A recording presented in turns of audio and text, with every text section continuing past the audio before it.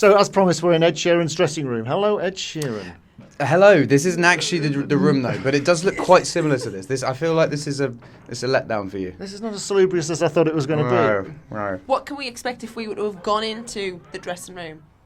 Flowers? No, what's in there? There's a wardrobe. Yep, like a portable wardrobe and a portable bar, and that's kind of it. Do you ask for anything in particular that needs to be in your dressing room? Recently, tequila. Oh, okay. Tequila. I've worked out a way to drink tequila that doesn't make me throw up.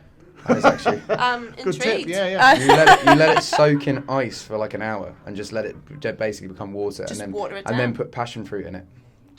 Wow. Thank you for the tip. Really good. I was here last night. It looked like you were just drinking water, though. I was. Obviously Yeah, not. no, I'm not. I don't drink on stage at all. Okay. At all. I saw Paolo Nutini at New Year, and he was getting absolutely hammered the more songs he did. But you've never done that. Well, no, I did it in my early years when I was like 17, 18. But Yeah. sorry, 18 legally. Yeah. Don't drive at 90, No, either. I've never. I think when you're, I just think you need to be professional. If you come to, especially in a venue like this, like when people people literally save up all year to pay to see your concert. I don't want to come on stage and give them a show that isn't up to scratch. Well, it's more than up to scratch, I tell you. I was here last night, and it's absolutely brilliant. Do you still get the same buzz as the first time you ever performed? It's a different kind of buzz, because the buzz when I first ever performed was fear, and now it isn't fear. It's there's a certain amount of confidence that you have to go on stage, and it's a buzz of like excitement and let's do this rather than oh god I don't want to do this kind of thing. Yeah. We were talking Anne-Marie, and she says at first she starts to get giddy. She gets the shakes a little bit backstage, but then when she gets on stage, she just tries to forget. And then it's a fact that when she hears people singing her songs back to her, that's the ultimate thing for her. Oh, yeah, 100%. But I think Anne-Marie as well. Like Anne-Marie has been performing a very, very long time, but I feel like this is the first time. Because she's been on tour with me with Rudimental, and she's been a singer in Rudimental. Yeah. And I think this is the first, because now she's doing her own songs and she's out. It's her. It's a different kind of thing.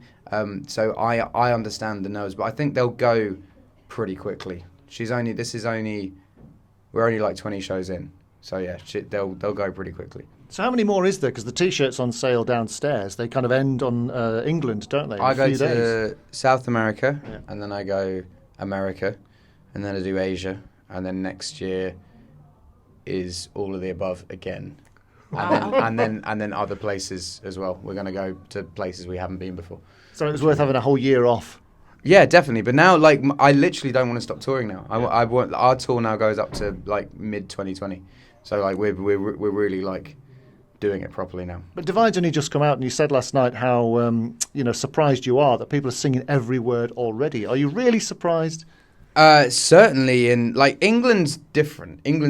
Where, like if I hear a song enough times on the radio, even I know it. Even if like I'm not a fan of the person, I just know the song. But when you're playing, I played in Turin in Italy 3 days after the album came out, and everyone knew all the words. That's different. I wouldn't know an Italian artist's album 3 days after. It takes a while to learn the lyrics for another language. But I think England now the album's been out like 7 weeks. I can understand people knowing the words, but certainly in Europe, that was my point. I was surprised at it in Europe, and my point was, but now I'm in England, I know you know the words. Yeah, So, of course, yeah. Well, everybody speaks English around the world, clearly. Yeah, well, yeah, but I still find it mad that because in France, France isn't really an English-speaking country at all. It's very much like people speak French, and on the radio, it's all French music as well. So it's it's always surprising. What's your favourite song on the album? For me, at the moment, it's Hearts Don't Break Around Here, track 9, I think. Yeah. And it's emotional, a lot of the songs. Do you tear up at all? No, because like Supermarket Flowers? No, because I don't really have a connection with the emotion of it anymore. As soon as it comes, so before they're released, yes, very much so. But as soon as they are released, you look in the crowd, and whenever you're playing the song, Supermarket Flowers, for instance, is about my grandmother from my mum's perspective, and you look in the crowd and you can see someone whose Supermarket Flowers means to them about their brother or their dad or their mum, or like it's their song now, and I find every time my songs come out, they belong to other people. They're not necessarily my songs. So But then the next songs that I write that people haven't heard, they're my songs until I release them. So I think that's how it works, basically. The songs that people haven't heard are the ones I get emotional about, and then the songs that people have heard, they're made for them to get emotional about. And how many songs have you got in the background that we haven't even heard yet? Hundreds? Yeah, but you won't hear hundreds because they're not great. But I'm sure. But I think I've got like 2 or 3 for the next record, like 2 or 3, and then there's also a film soundtrack that I've been working on for a long time that I have about 8 for. And who decides if they're good or not? Just you, or? No, just you can. I feel like I've been on this earth long enough to be able to read people to a certain degree. So playing them to people, because my friends are always going to be like, "Yeah, I like it," but it's how much they go, "Yeah, I like it," and you can tell, basically. Well, obviously Simon was here last night. I've got tickets for tonight, so he has been telling us things. Try not to spoil things as well, but I am unbelievably excited to see what's going to happen tonight. And my daughter was with me last night, 13-year-old. She doesn't understand how you layer the music on the guitar. It's so clever. To you, it just comes natural, I should think. Thank you. Yeah, well, I've been doing it since I was 14. I got a loop pedal for my 14th birthday. It's a loop pedal, Danny. Yeah. Loop pedal. It's a loop pedal, everyone.